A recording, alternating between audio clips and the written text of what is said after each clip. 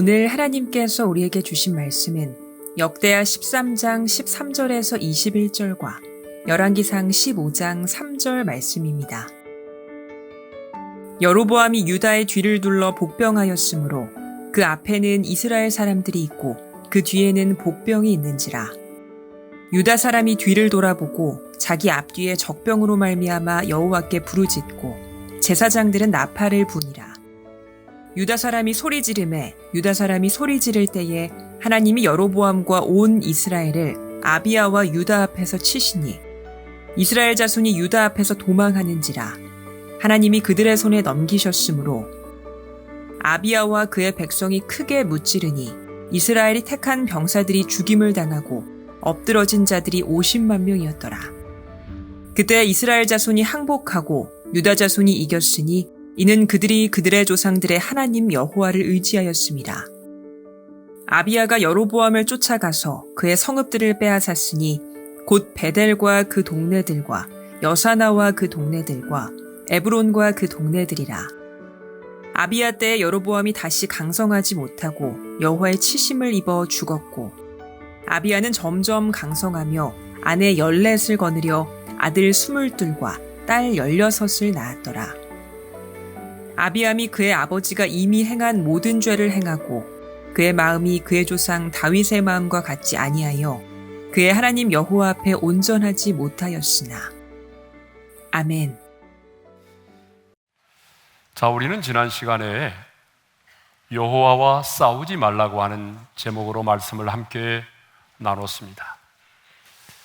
이 말은 언제 누가 한 말입니까? 40만의 남유다 군사들과 그리고 80만 명의 북이스라엘의 군사들이 서로 결전을 앞두고 서로 대치 중에 있을 때에 유다의 왕 아비야가 북이스라엘의 왕 여로보암과 그 무리들에게 한 말이죠. 객관적인 전력으로 보게 되면 40만의 유다 군사는 80만의 북이스라엘의 군대를 물리칠 수가 없습니다. 그럼에도 불구하고 유다의 왕 아비야는 너무나 당당하게 승리를 확신하며 이렇게 외쳤습니다. 여호와와 싸우지 말라. 너희가 형통하지 못하리라. 여러분, 이 말은 무슨 말입니까? 너희들은 절대로 우리와 싸워서 이길 수 없다는 얘기죠. 그러면 우리가 지난 시간에 나눈 것처럼 아비야가 이렇게 승리를 확신하며 외칠 수 있었던 그 승리의 근거는 무엇입니까? 그것은 하나님께서 우리 조상 다윗과 맺은 소금 언약에 근거한 믿음 때문이었습니다. 소금 언약에 근거해서 아비야는 이렇게 말했어요. 하나님이 우리와 함께 하시고 하나님이 우리의 머리가 되어주신다. 바로 이 믿음 때문이죠.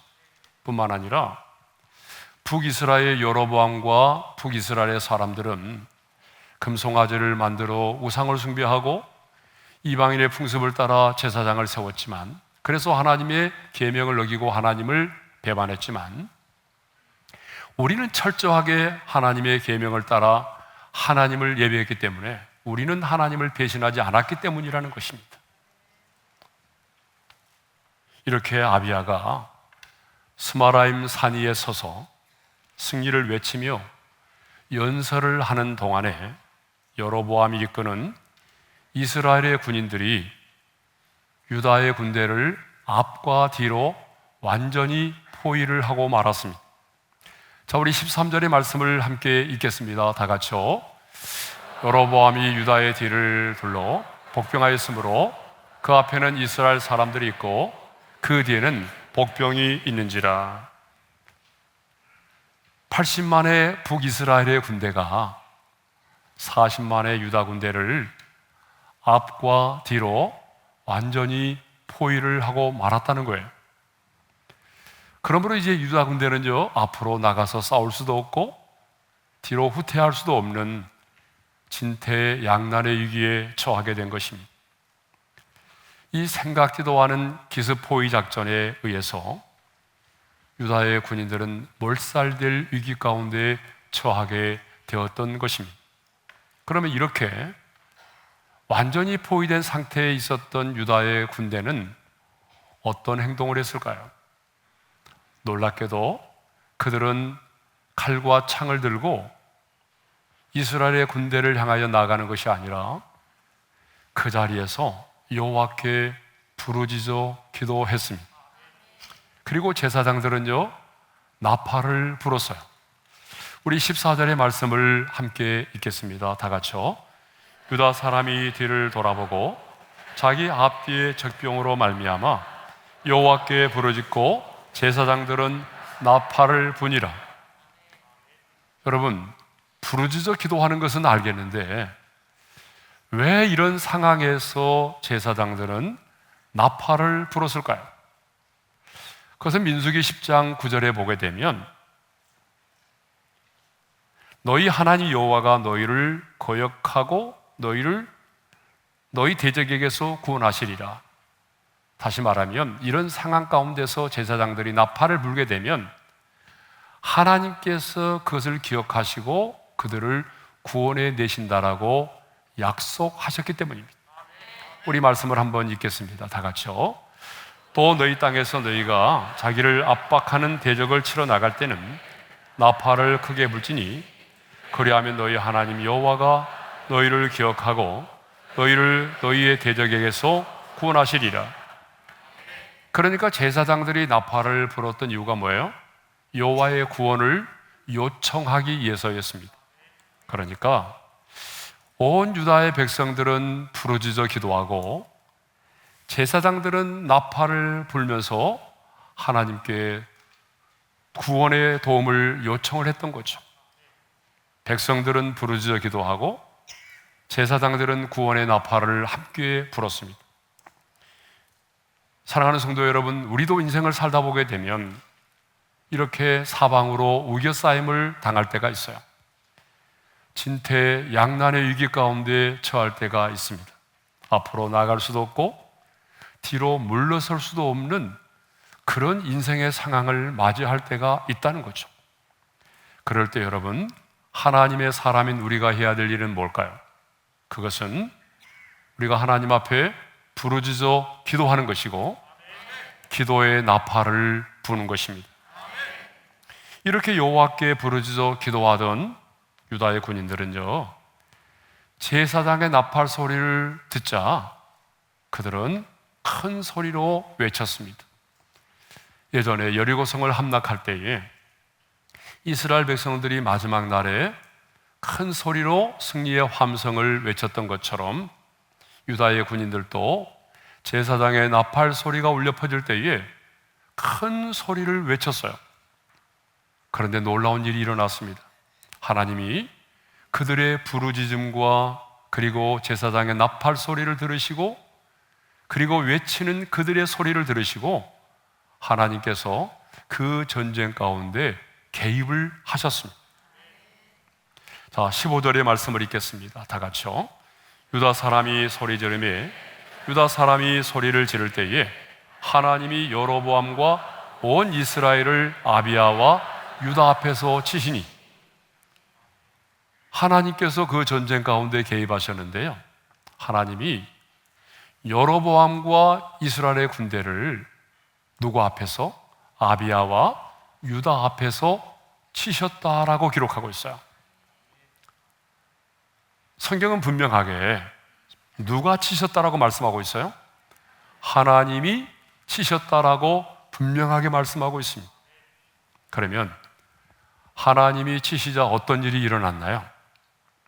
16절에 보게 되면 이스라엘 자손이 유다 앞에서 도망을 가기 시작을 했어요.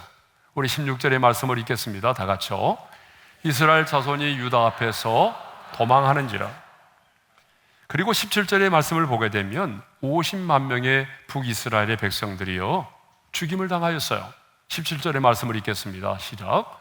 이스라엘의 택한 병사들이 죽임을 당하고 엎드러진 자들이 50만 명이었더라. 여러분, 80만 명의 병사들 가운데 50만 명이 죽임을 당한 거예요. 그리고 18절에 보게 되면 그들이 마침내 항복을 하였습니다. 그리고 19절에 보게 되면 아비야는 여기서 만족하지 않고 북쪽으로 진격해 들어가서 북이스라엘의 영토의 일부를 빼앗았습니다. 우리 19절 상반절의 말씀을 읽습니다. 아비야가 여로보암을 쫓아가서 그의 성읍들을 빼앗았으니. 자, 이것을 보게 되면 아비야와 유다의 군대는 완전하고도 완벽한 승리를 거둔 것입니다. 그러면 유다의 군대가 이렇게 승리할 수 있었던 이유는 뭘까요? 아니, 어떻게 40만의 군대가 80만의 군대를 물리치고 승리를 할 수가 있었을까요? 성경은 그 이유를 이렇게 말씀하고 있습니다. 우리 다 같이 18절의 말씀을 읽겠습니다. 다 같이요. 그때에 이스라엘 자손이 항복하고 유다가 이겼으니 이는 그들이 그들의 조상들의 하나님 여호와를 의지하였습니다. 한번 따라서 합시다. 이는 그들이 하나님 여호와를 의지하였습니다. 자, 성경은 분명히 말씀하고 있습니다. 어떻게 유다의 군대가 이스라엘을 물리치고 승리할 수 있었느냐? 어떻게 40만의 군대가 80만의 군대를 물리치고 승리할 수 있었느냐? 이는 그들이 여호와 하나님을 의지하였기 때문이라는 거예요. 그러면 하나님을 의지했다고 하는 것은 구체적으로 무슨 의미죠? 하나님을 의지했다 할 때에 의지라고 하는 말이 히브리어로 보게 되면 바타흐라는 말인데요, 누구누구에게 매달리다라고 하는 말입니다. 따라서 하나님을 의지한다고 하는 것은 하나님께 내 자신을 내어 맡기고 하나님께 매달리는 것을 의미한다는 거죠.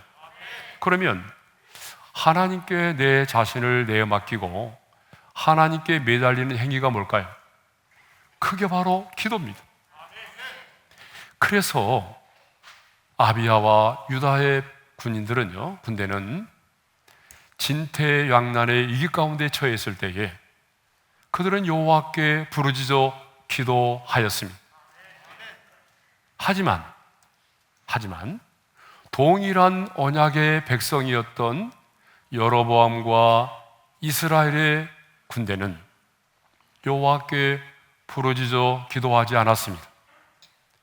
왜 그들은 하나님께 내어 맡기고 왜 하나님께 기도하지 않았을까요? 그 이유는 그들이 가지고 있는 80만 명이라고 하는 군사력을 하나님보다도 의지했기 때문입니다. 유다의 군대보다 배가 많은 80만의 군사력을 하나님보다도 의지했기 때문에 여로보암의 군대는 하나님께 기도하지 않았던 거죠. 이렇게 사람들은요, 눈에 보이지 않는 영이신 하나님보다는 눈에 보이는 그 어떤 것들을 더 의지할 때가 참 많습니다. 여러분, 이건 남 얘기하는 게 아닙니다. 지금 우리들 얘기입니다. 하나님의 사람인 우리가 이 땅을 살아가면서 눈에 보이지 않는 하나님보다는 눈에 보이는 그 어떤 것들을 하나님보다 의지할 때가 많다는 거죠.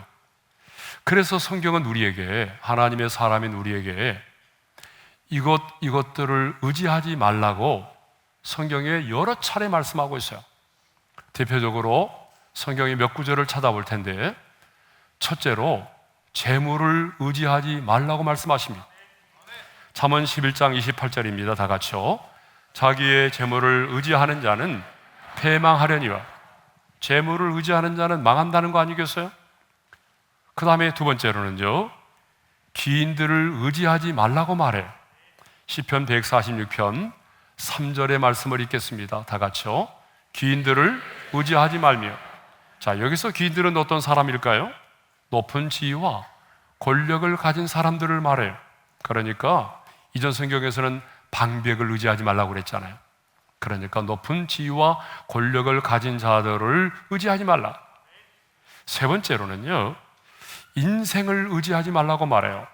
시편 146편 3절과 4절의 말씀을 읽겠습니다. 다 같이요.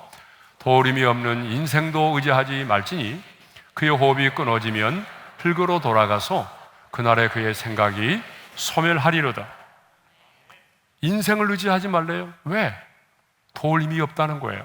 왜 인생이 도울 힘이 없을까요? 그의 호흡이 끊어지면 흙으로 돌아가서 그날의 그의 생각이 소멸되기 때문에 그렇습니다. 무슨 말입니까? 사람이 가지고 있는 생각과 계획도 그 사람의 죽음과 함께 사라지고 만나는 거예요. 내가 너 도와줄게, 책임질게. 그런데 책임지겠다는 사람이 먼저 죽어버린다는 얘기죠. 네. 자, 네 번째로는요, 자기를 의지하지 말래요. 고린도후서 1장 9절의 말씀을 읽겠습니다. 다 같이요. 우리는 우리 자신이 사형 선고를 받은 줄 알았으니 이는 우리로 자기를 의지하지 말고 오직 죽은 자를 다시 살리시는 하나님만 의지하게 하십니다. 예. 심지어는 우리 자신도 의지하지 말래요. 여러분, 우리 자신도 의지할 대상이 아닙니다. 여러분이 늘 여러분 자신에게 실망하잖아요. 왜요? 그렇게 다짐하지만 우리 자신도 쓰러지고 넘어지고 내 마음과 내 뜻대로 살지 못하는 경우가 많잖아요. 그러니까 우리 자신도 의지하지 말고 죽은 자를 살리시는 하나님을 의지하시기를 바랍니다. 다시 말씀 본문으로 돌아가서 왜 성경은 40만의 유다가 80만의 이스라엘의 군대를 물리치고 승리했다라고 말합니까? 하나님을 의지하였기 때문입니다. 그렇습니다, 여러분. 영적인 전쟁은요, 내가 누구를 의지하느냐에 따라서 그 승패가 좌우됩니다. 그러므로 우리는 이 세상을 살아가면서 눈에 보이는 그 어떤 것보다도 눈에 보이지 않는 그 영이신 하나님, 죽은 자를 살리실 수 있는 그 전능하신 하나님, 우리의 인생의 해답이 되시는 그 하나님을 의지할 수 있기를 바랍니다. 자, 이렇게 아비야와 남유다의 백성들은 하나님을 의지함으로 완벽한 승리를 거두었습니다. 그러면 이 전쟁 이후는 어떻게 되었을까요? 21절을 보게 되면 이 전쟁에서 승리한 이후에 아비야는 점점 강성해졌다라고 말해요. 자, 우리 21절의 말씀을 읽습니다. 아비야는 점점 강성하며. 그런데 20절을 보게 되면 이 전쟁 이후에 여로보암은 다시 강성하지 못했고 하나님이 치심으로 죽었다라고 말씀하고 있어요. 20절의 말씀을 읽겠습니다. 아비야 때에 여로보암이 다시 강성하지 못하고 여호와의 치심을 입어 죽었고, 그러니까 여러분, 이 전쟁 이후에 두 사람은 어때요? 너무나 대조적인 인생을 살았던 거죠. 그러잖아요, 여러분. 아비야는 점점 더 강성해졌다라고 말하고 여로보암은 다시 강성해지지 못하고 하나님이 치심으로 죽었다. 자연사한 것이 아니라 하나님의 심판으로 죽었다라고 말씀하고 있어요. 여러분, 이것을 보게 되면 여로보암은 그 인생의 마지막이 아름답지 못했습니다. 여러분, 여로보암이 어떤 사람입니까? 여로보암은 아주 비천한 신분에 있던 자리에서 여러분 왕이 된 사람입니다. 굉장히 입지전적인 인물이에요. 이스라엘의 10지파가 그를 대표로 세우고 따를 정도로 백성들로부터 신뢰를 받았던 그런 인물입니다. 성경을 보게 되면 그는 시대와 상황을 읽는 탁월한 능력을 가진 사람이었어요. 여러분, 우리들 주변에 보게 되면 시대와 상황을 잘 읽어내는 사람이 있잖아요. 바로 그런 사람이 바로 여로보암이었어요. 그리고 직전의 전쟁에서 보듯이 유다 백성을 기습적으로 완전히 포위한 것을 보게 되면 그는 굉장히 뛰어난 전술가이고 전략가였음을 알 수가 있습니다. 바로 이 사람이 여로보암이에요. 그런데 여로보암은 이렇게 사람들로부터는 인정도 받고 사람들로부터는 신뢰를 얻고 사람들로부터는 좋은 평판을 얻었지만 여러분, 하나님께로부터는 그런 인정과 칭찬을 받지 못했다는 거죠. 도리어 우상을 숭배함으로 하나님을 대적하는 자가 되었어요. 하나님을 의지하기보다는 자신의 군대를 의지함으로 하나님과 싸우는 자가 되었어요. 그리고 그의 인생의 마지막은 너무나 비참하고 초라했습니다. 자, 여기서 우리는 아주 중요한 사실을 발견하게 됩니다. 그것은 우리가 사람들로부터는 이렇게 실력을 인정받고, 아무리 그 사람 참 좋은 사람이야, 그 사람 똑똑한 사람이지, 이렇게 사람들로부터는 인정을 받고 좋은 평판을 받는다고 할지라도 하나님께로부터는 책망을 받고 그 인생의 마지막을 가장 비참하게 초라하게 끝낼 수 있다는 것입니다. 우리들 주변에 그런 분들 많잖아요. 사람들로부터는 굉장히 신뢰를 얻고, 저 사람 실력 있는 사람이야, 저 사람 참 똑똑한 사람이야, 그렇게 많은 사람들로부터 인정과 신뢰를 받지만 하나님께로부터는 뭐예요? 하나님께로부터는 인정받지 못하고 하나님께로부터는 인정을 받지 못할 뿐만 아니라 그 인생의 마지막이 비참하고 초라하게 끝나는 사람들이 많다는 거죠. 그런 사람들이 많이 있거든요. 예수님 당시에 바리새인들도 바로 그런 사람들이죠. 여러분, 우리는 바리새인 하게 되면 굉장히 안 좋은 부정적인 이미지를 가지고 있어요. 그러나 여러분, 예수님 당시에 바리새인들은요, 백성들로부터는 굉장히 존경을 받았던 인물들이에요. 그렇지만 주님은 그 바리새인들을 향해서 뭐라고 말씀하셨어요? 해칠한 무덤이라고, 독사의 자식이라고 주님은 책망하셨잖아요. 그러니까 한 사람에 대한 평가가 사람에 대한 평가가 다를 수 있고 하나님에 대한 평가가 다를 수 있다라고 하는 것입니다.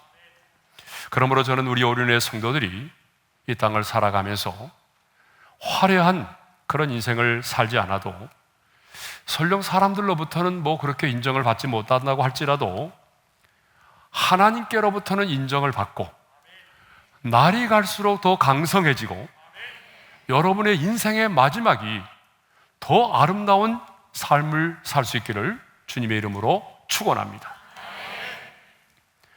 자, 지금까지 살펴본 아비야는요, 굉장히 믿음이 좋은 사람이었어요. 우리가 지난번에 생각해 본 것처럼 그 결전의 순간에도 흔들리지 않고 하나님이 우리와 함께 하신다, 하나님이 우리의 머리가 되신다, 이런 믿음으로 승리를 외치고 여호와와 싸우지 말라, 너희가 형통하지 못하리라, 이렇게 외친 걸 보게 되면 여러분, 아비야는요 진짜 믿음이 좋은 사람이었어요. 그렇죠? 그런데 그리고 그 믿음의 선포대로 완전한 또 승리를 거뒀잖아요. 그런데 말입니다. 열왕기상 15장 3절에 보게 되면 아비야에 대하여 전혀 다른 평가를 하고 있다는 거예요. 자, 열왕기상 15장 3절의 말씀을 읽겠습니다. 다 같이요. 아비야며 그의 아버지가 이미 행한 모든 죄를 행하고 그의 마음이 그의 조상 다윗의 마음과 같지 아니하여 그의 하나님 여호와 앞에 온전하지 못하였으나, 여러분, 전혀 다른 평가를 하고 있잖아요. 그죠? 여기서 아비야를 말하죠. 그리고 그의 아버지는 르호보암을 말합니다. 그런데 그의 아버지가 이미 행한 모든 죄를 행했다라고 말하고 있어요. 무슨 말이죠? 르호보암은요, 온 땅에, 전국에 우상 숭배를 만연하도록 만든 사람이에요. 그런데 그의 아들 아비야 역시 전국에, 온 땅에 우상 숭배가 만연하도록 만들었다는 거예요. 뿐만 아니라 뭐라고 말하죠? 그의 마음이 그의 조상 다윗의 마음과 같지 않았다. 이 말은 무슨 말이에요? 여러 가지 해석이 가능하지만 저는 이렇게 해석합니다. 그 조상 다윗의 마음과 같지 않았다는 것은 바로 죄를 짓고도 회개하지 않았다는 거예요. 다윗은 죄를 지었지만 하나님 앞에 회개했잖아요. 그렇지만 이 아비야는 그 많은 죄를 짓고도 회개하지 않았다는 거죠. 그래서 그의 마음이 하나님 여호와 앞에 온전하지 못하였다라고 기록하고 있습니다. 그러니까 여러분, 역대기에서는요, 아비야를 뭐라고 말하죠? 믿음으로 승리한 왕. 열왕기서에서는 뭐라고 말하죠? 하나님 보시기에 악한 왕. 여러분, 이 아비야에 대한 평가가 너무 상반된다는 거예요. 네? 왜 성경은 아비야에 대하여 이렇게 상반된 평가를 내리고 있을까요? 자, 어떤 학자들은 이렇게 말해요. 역대기 기자는 아비야 왕에 대해서 기록할 때에 전쟁에 관한 단 한 가지 사건만을 중심으로 기록했고, 열왕기서를 쓴 기자는 그의 생애 전체를 신앙의 관점에서 기록했기 때문이다라고 말해요. 어느 정도 일리는 있지만 저는 동의하지 않습니다. 또 어떤 학자들은 악한 왕으로 평가를 받았던 아비야에게도 그런 놀라운 하나님의 은혜가 있음을 말하여서 바벨론 포로 이후에 암울한 바벨론의 식민지 생활에 지쳐있던 이스라엘 백성들을 위로하고 격려하기 위함이다라고 말합니다. 일리는 있어요. 그러나 저는 전적으로 이 학자의 말에 동의하지 않습니다. 저의 견해는 아비야가 다른 왕들처럼 전쟁에서 승리한 이후에 나라가 점점 강성해지면서 점점 교만하여지고 믿음에서 떠나서 악한 왕이 되었을 것으로 생각합니다. 그 근거가 뭐냐 그러면 점점 강성하여지면서 점점 강성하여지며 그 다음에 나오는 말씀이 있어요. 아내 14을 두었다. 여러분, 물론 그 왕으로 통치 기간이 3년밖에 되지 않기 때문에 그 3년 동안에 14명의 아내를 두었다고는 생각하지 않지만, 여러분 14명의 아내를 두었다는 것만으로도 그의 행실이 어떠했는지를 우리가 가늠할 수가 있습니다. 그러니까 그의 강성함이 도리어 그의 인생의 저주가 된 것입니다. 세상에는 네 종류의 사람이 있다고 합니다. 자, 여러분은 몇 번에 해당하는지 여러분 스스로를 점검해 보시기를 바랍니다. 첫 번째, 처음도 좋고 끝도 좋은 사람. 손 들어보세요. 나다. 네, 몇 사람 계시네요. 근데 옆에 있는 분이 들지 말라고 그러는데요. 자, 두 번째, 처음도 나쁘고 끝까지 나쁜 사람. 네, 이런 사람은 없을 줄로 믿어요. 세 번째로, 처음에는 나빴지만 끝이 좋은 사람. 네 번째로, 처음은 좋았다가 나중에는 나쁜 사람. 네. 자, 여러분은 어떤 사람입니까? 분명히 네 종류의 사람 중에 한 사람인데, 하나님과의 관계에서 어떤 사람이죠? 근데 하나님과의 관계만이 아니라 나는 내 아내에게 있어서 어떤 사람이죠? 처음에는 너무 잘해줬는데 지금은 그렇지 않은 사람이에요? 내 남편에게 있어서 나는 어떤 사람이죠? 처음에는 그렇게 잘해줬는데 지금은 그렇게 못해주는 아내가 아니에요? 여러분, 직장은 어떠세요? 직장 생활 들어갈 때 처음에는 내가 정말 이곳에 내가 뼈를 묻으리라 뭐 이런 각오로 들어가서 열심히 일했는데 지금은 요령만 피우고 있지 않아요? 여러분, 우리는 분명히 네 종류의 사람 중에 한 사람입니다. 그런데 성경을 보게 되면 처음은 좋았는데 마지막이 좋지 않은 사람들이 의외로 많다는 거죠. 시작은 아름다웠지만 마지막이 추함으로 끝나는 사람들이 많습니다. 목회자들 가운데도 많습니다. 아니, 성령으로 시작했다가 육체로 끝을 맺는 사람들이 많습니다. 시작과 끝이 다른 사람들이 너무나 많습니다. 그 대표적인 사람이 누굴까요? 바로 아비야의 아들 아사입니다. 유다의 왕 아사. 이 아비야의 아들 아사가 처음은 너무 좋았어요. 근데 마지막은 아주 끝이 좋지 않았어요. 열왕기상 15장 11절에 보게 되면 이렇게 말씀하고 있어요. 아사에 대해서 다 같이요. 아사가 그의 조상 다윗과 같이 여호와 보시기에 정직하게 행하였다. 정직하게 행했다라고 말해요. 그리고 왕이 되자마자 아사는요, 뭘 했느냐면 종교 개혁을 단행했어요. 열왕기상 15장 12절과 14절의 말씀을 읽겠습니다. 다 같이요. 남색하는 자를 그 땅에서 쫓아내고 그의 조상들이 지은 모든 우상을 없애고 또 그의 어머니 마아가가 혐오스러운 아세라 상을 만들었으므로 태우의 일을 패하고 그 우상을 찍어 기드론 시냇가에 불살랐으나 다만 산당은 없애지 아니하니라. 그러나 아사의 마음이 일평생 여호와 앞에 온전하였으며. 여러분, 이 아사가 이런 사람이에요. 남색하는 자를 그 땅에서 쫓아냈어요. 모든 우상을 없앴어요. 심지어는 자신의 어머니 마아가가 우상 숭배를 하자 그 태우의 일을 폐하여 버렸어요.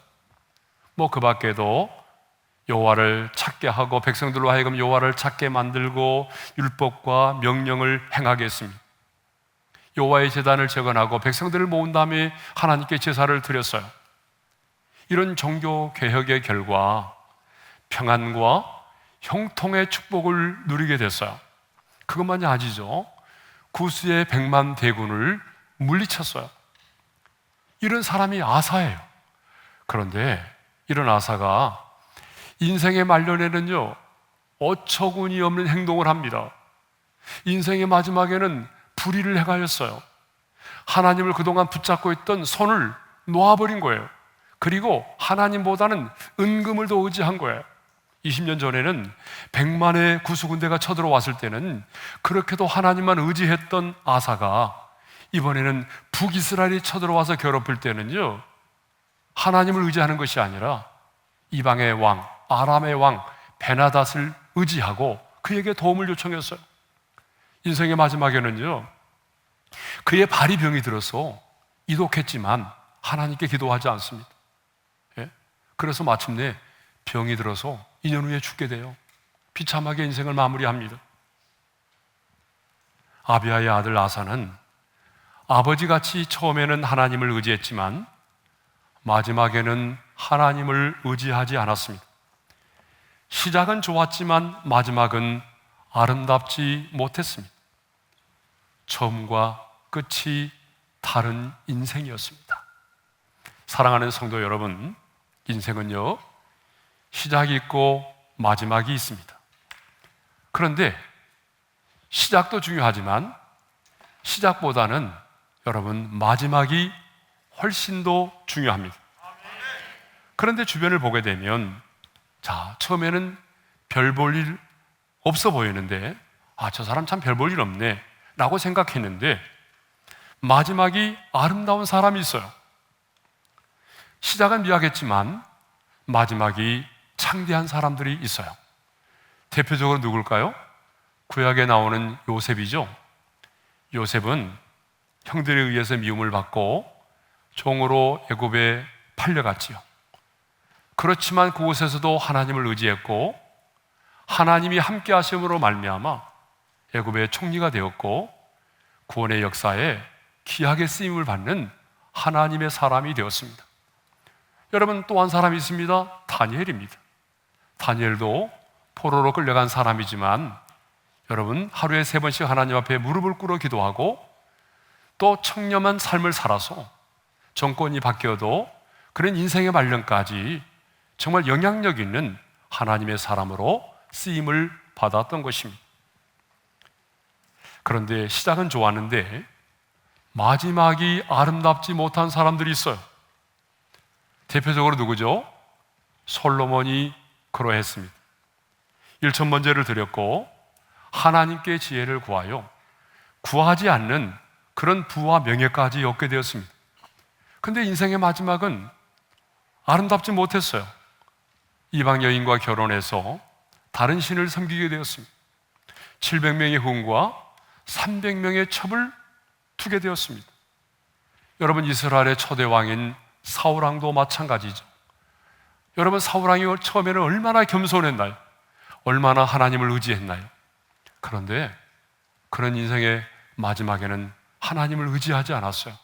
교만했어요. 하나님께 묻지 않았어요. 그래서 그의 인생의 마지막은 정말 하나님의 심판으로 끝을 맺고 있지 않습니까? 오늘 우리가 생각했던 이 유다의 왕 아비야와 그의 아들 아사가 바로 그런 삶을 살았습니다. 처음은 하나님을 의지했습니다. 그러나 나중에는 그 강성함 때문에, 그 부요함 때문에, 그 태평성대함 때문에 하나님과 멀어졌습니다. 처음에는 좋았지만 마지막이 좋지 않았습니다. 마지막이 비참했습니다. 이것을 보게 되면 여러분, 시작보다 마지막이 더 중요하다는 사실을 우리가 알 수 있습니다. 저는 오늘 이 말씀을 듣는 모든 성도들이 한결같은 사람이 될 수 있기를 소망합니다. 아니, 처음보다 마지막이 더 아름다운 사람이 될 수 있기를 원합니다. 우리가 부르는 찬양의 가사처럼 사람들은 시대에 따라서 흔들리고 변하고 주님을 떠날지라도 우리는 주님을 신뢰함으로 끝까지 주님을 신뢰하고 믿음의 선한 싸움을 싸우고 달려갈 수 있는 하나님의 사람이 될 수 있기를 바랍니다. 그래서 처음과 끝이 다른 인생이 아니라 처음보다 나중이 더 아름다운 사람으로 그렇게 주님 앞에 설 수 있기를 간절히 소망합니다. 주신 말씀 마음에 새기고 세상 흔들리고 사람들은 변해도 나는 주를 섬기리 찬양하겠습니다. 세상은 흔들리고 사람들은 변하여도 나는 주를 섬기리.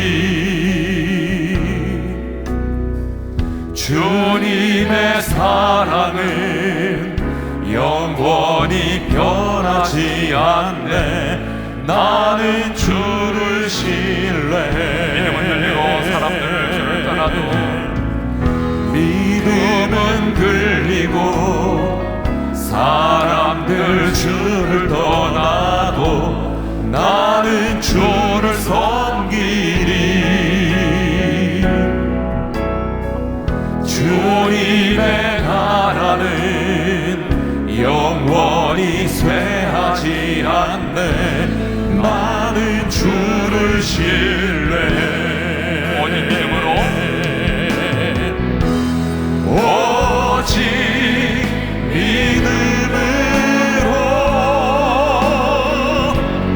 믿음으로 내가 살리라. 오직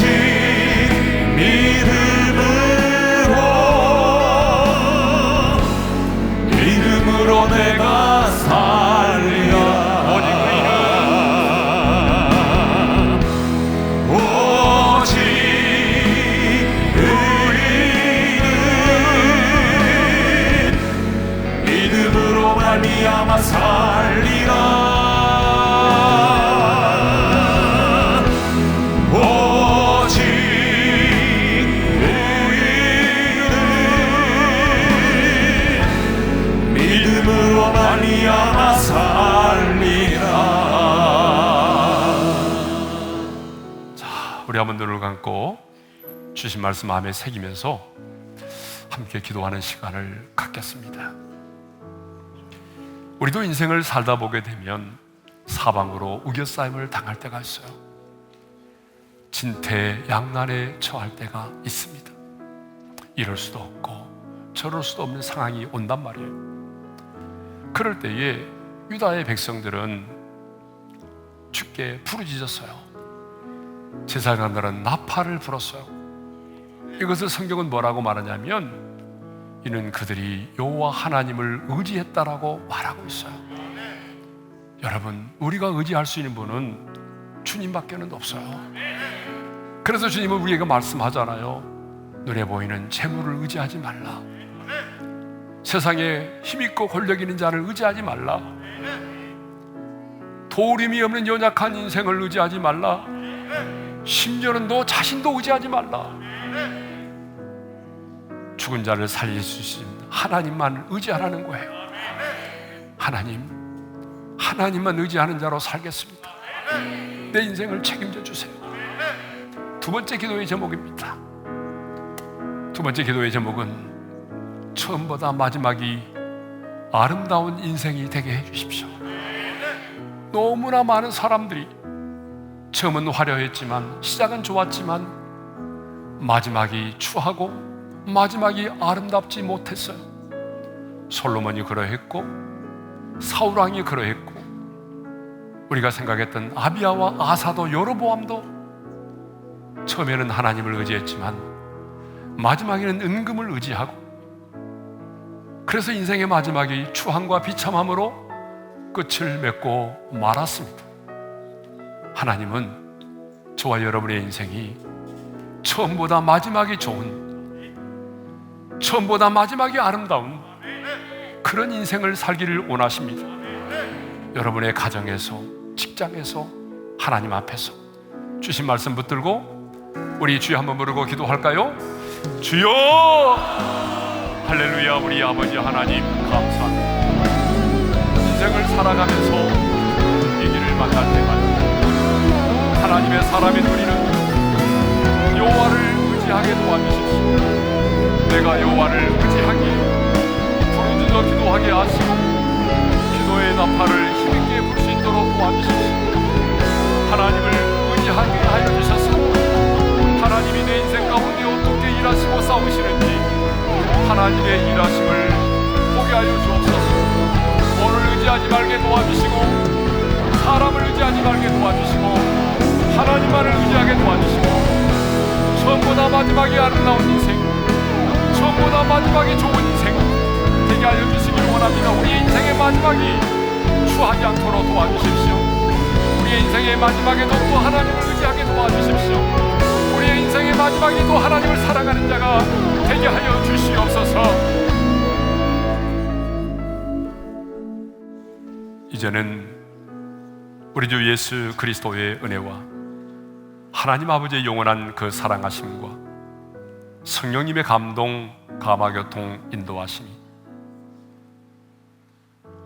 이전보다도 하나님을 의지하고, 그래서 처음보다 마지막이 더 아름답고 축복된 인생, 하나님을 더 의지하고 사랑하는 인생이 되기를 소망하는 모든 성도들 위해 이제로부터 영원토록 함께 하시기를 축원하옵나이다. 아멘.